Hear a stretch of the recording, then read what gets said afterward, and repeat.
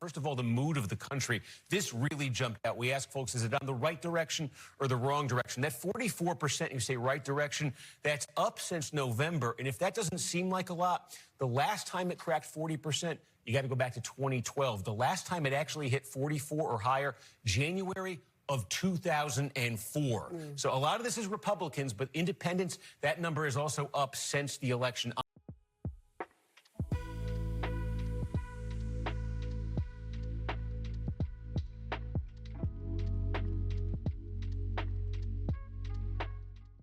Welcome back to the Kyle McCullers Show. I'm your host, Kyle McCullers, and today's episode is packed with some major headlines and powerful moments you don't want to miss. First, we're diving into Trump's bold new move. He's calling for the pardons of Liz Cheney and the J6 committee and others to be declared null and void because they were signed using something called an Autopen. What is it? Why is Trump doing this? And what are the legal implications? I'll break all of it down. Next, we've got some shocking poll numbers that are making history. According to new data, new polls from NBC and CNN, Democrats have hit their lowest approval ratings ever in recorded history, while Trump has surged to his highest, where he was before in this first term. So what's setting this dramatic shift? We're going to go over that. All right, let's get started with this wild new move from Donald Trump, and it's making headlines for a reason. Trump is calling for the pardons of Liz Cheney, the J6 committee members, and others to be declared null and void because they were signed using something called an Autopen. Now, an Autopen is a mechanical device that replicates a person's signature. Okay, it's been used for decades in Washington for things like letters, ceremonial documents, routine approvals, etc. But here's where it gets controversial, okay? Trump's argument is that the pardons signed with an Autopen are not legitimate because they didn't receive an actual physical signature from the president. And this isn't just some random theory. There's legal precedent behind this. In fact, the Autopen controversy has popped up before, especially regarding the constitutionality of signing major executive orders and high-level decisions this way. Now, and of course, you can see why, right? You actually want the president to read what's in front of him and then actually sign it. You don't want some proxy just auto-penning his signature on a major executive order or pardon.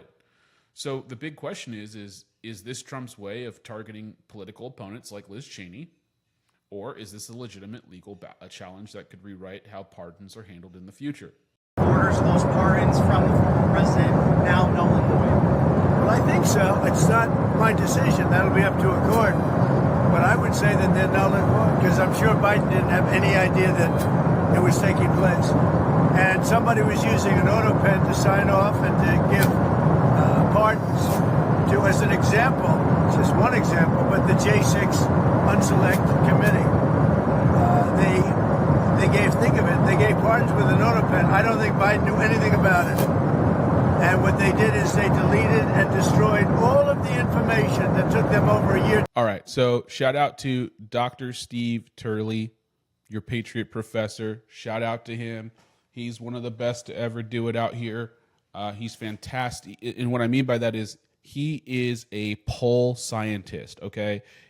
I watched the whole election the last maybe year and a half, and I watched his channel a lot when it came to polls, and he was spot on. So I subscribed a long time ago. I keep tabs on him and on the polls. So anything that has to do with polls, if I hear something about polls, I go directly to Dr. Steve Turley's channel, and he has a great way of breaking stuff down. So shout out. I'll put the link below. But before we move forward, because this is his channel, before we move forward, Trump said something very important. He said he doesn't think that Biden even knew about this. Why would he say something like that? Well, there's a big reason for it. Check this out. And he looks at me, stunned with this, and he said, I didn't do that. And I said, Mr. President, yes, you did. It was an executive order, 3 weeks ago. And he goes, no, I didn't do that. And he's arguing with me. I said, Mr. President, respectfully, could I go out here and ask your secretary to print it out? We'll read it together. You definitely did that. And he goes, it occurred to me, Barry, He was not lying to me. He genuinely did not know what he had signed. You have said that he is the worst. I actually want to quote this, make sure I get it right. That clip has been going viral. Now the Free Press interview that Mike Johnson did, it's making the rounds now because of what Trump was saying. And Mike Johnson tells a story, and I'll put the link below too. Tells a story about how he was trying to meet with the president, and the Democrats wouldn't let him. And he kept pressing and pressing. And they finally did. And he said when he went in there, he was ambushed because Hakeem Jeffries was in there. I think Pelosi was in there. Like a bunch of people were in there. And then, so they're having a meeting, and Biden to Mike says, can I just get a few moments alone with you? And Mike said everybody around him just goes, and they all leave. And that's where Mike asked them, he says, why did you sign this executive order for liquefied gas? And you hurt my constituents. And Biden says, no, I didn't sign that. I signed an executive order for a study. Biden thought it was a study. And Johnson says, no, sir, it was not for a study. You did that. And Mike says that he believes that Biden legitimately did not know what he had signed. We all know they lied for years about this man's mental faculties. And it sounds like it's a form of elder abuse. They knew this man was not all there. They used it to their advantage. They signed checks and made themselves rich at the expense of the American people. They put this country back so far because they're old and they're going to die and they don't care because the money's going to go to their children. They've raped and pillaged this country. And what happens? Trump gets elected, and now the cat's out of the bag, and now it's all coming to light, and they're all scurrying like cockroaches. That is what's happening right now. And that's why Trump said what he said. Wrap yourselves in.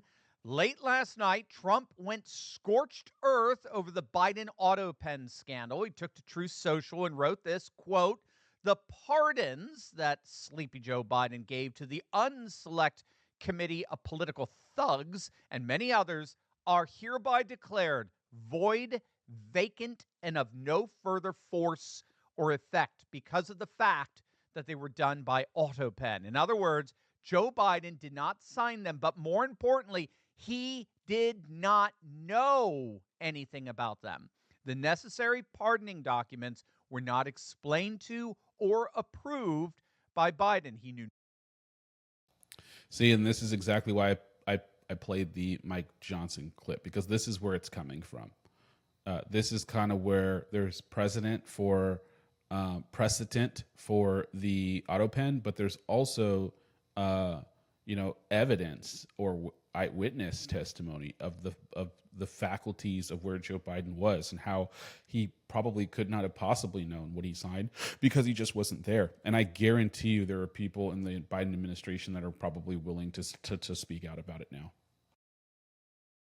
Nothing about them, and the people that did may have committed a crime. Therefore, those on the unselect committee who destroyed and deleted all evidence obtained during their 2-year witch hunt of me and many other innocent people should fully understand that they are now subject to investigation at the highest level. The fact is, they were probably responsible for the documents that were signed on their behalf without the knowledge or consent of the worst president in the history of our country, crooked Joe Biden. So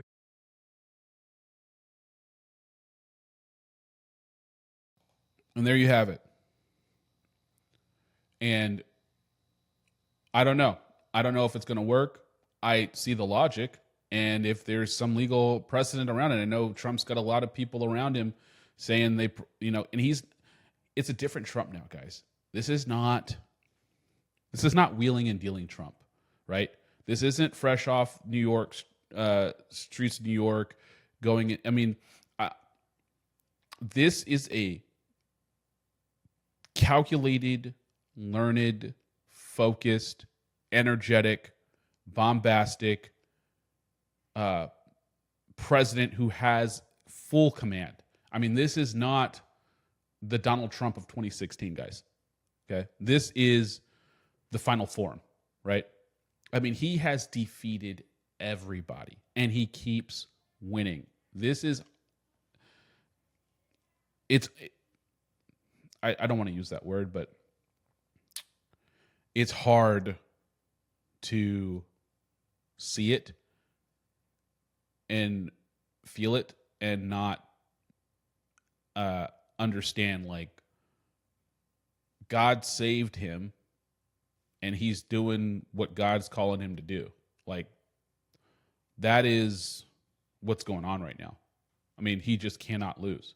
So I don't know if this one's going to work, but he's moving forward, and I think that there's a lot that's going to be happening probably in the next couple of days. It just seems like every day there's just crazy news. It just doesn't stop. It just has not stopped. I personally think that this is a great move for Trump. I think that he gets to kill two birds with one stone. Number one, we should not have anybody issuing major executive orders, pardons, or any high-level decisions using an auto pen. That completely null and voids the president's authority. And people can go and do all sorts of things behind his back, as they did with Joe Biden, because Joe Biden didn't know what day it was ever while he was president. And so I think that there's a thing there. Can you make the argument that Trump is going after his political opponents? I don't think so. I don't think that he's going after them. If anything, if they broke the law, if they did something wrong, then they're going to be held account. Does he have enemies? Yeah. Was he mistreated? Absolutely. Could it be retribution or revenge? I leave that up to you. You let me know what you think. Drop a comment. Let's get on to the next segment. Now let's talk about these historic poll numbers that have Democrats in a full panic attack. New polls from NBC and CNN show that the Democrats are at their lowest approval rating ever, while Donald Trump has hit his numbers that were his highest previously. Take a look. Well, the Democrats have had two horrific weeks, and it really just comes down to what Donna said. They've got no leader. They've got no movement. The only thing they've got is Trump derangement syndrome. It's the only thing that brings them together. And the only thing they got out of this week was, well, who's going to primary Chuck Schumer? What are we all about? AOC and Bernie Sanders are the only people in their entire party that can get a crowd of over 20 to show up. So the only thing they are, I mean, they're afraid of Trump. Trump owns them. And it was a total slam dunk for the Republican Party. And the slam dunks keep coming. Take a look at this headline from the New York Post. Trump has just posted his highest approval yet. I mean, you literally cannot make this stuff up. And it's just the tip of the iceberg. When you see all the poll numbers that came out this weekend, they've got the Democrats in an out-and-out panic. We're talking historic lows for the Democrats. I've got the stats. Are going to absolutely. Donald J. Trump is posting his highest approval rating ever. Trump's approval rating as of Sunday is 47%, tied for their highest yet. This, again, according to NBC's polling, which means in reality, without the left-wing response bias that's always baked into NBC's polls. Remember, they had Kamala up by 6 just a couple of weeks before the election, even though we now know she never led ever in that race. Now take a look at this. First of all, the mood of the country. This really jumped out. We ask folks, is it on the right direction or the wrong direction? That 44%, you say right direction, that's up since November. And if that doesn't seem like a lot, the last time it cracked 40%, you got to go back to 2012. The last time it actually hit 44 or higher, January of 2004. So a lot of this is Republicans, but independents, that number is also up since the election. But they can't. Look at this again from NBC News. 36% of Americans consider themselves part of the MAGA movement. 36%. That's the highest number ever recorded. Nearly 4 in 10 Americans say they are fully on board with the MAGA Express. Now, of course, the number is far bigger than that in terms of America First sentiments. We've seen that time and time again. We saw it after Trump's epic speech to the nation before joint session of Congress. The CBS News poll found 80% of, and it gets worse. Look at this poll for the Democrats. Gang, this is from CNN. Freaking CNN.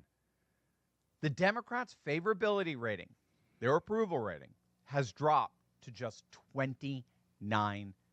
That's a record low in CNN's polling going back over 30 years, back to 1992. It's a drop of 20 points since January of 2021. Now, just to put this in perspective, back in 2008, at the height of the whole Obama mania, the Democrat Party had a favorability rating of above 60%. They've now fallen to 29%. Oh, and NBC just came out with their poll for the Democrats. And if you can believe it, it's even worse. Look at the numbers here for Democrats. 27% positive, more than double, 55% negative. And we'll just put this on a graph for you in our poll here. This goes back a long ways, and you can see the trend line for both parties. This is what's happened to the Democrats since the election. That is astonishing, Steve. That's an historic low, right? That is in more than 30 years of this poll. Again, the lowest Democrat approval in 30 years of conducting the poll. Let this hit you. You ready for this? Again, just to put this all in perspective. More people consider themselves MAGA than have a favorable view of the Democrat. Now, why is this happening? A few reasons I think I want to point out is, one, Democrats have no leader. There are too many voices vying for political power. You have Schumer, you have Pelosi, you have AOC, you have Hakeem Jeffries, and you have now Jasmine Crockett, who is just a complete tool. I mean, that woman is dumb as a bag of rocks.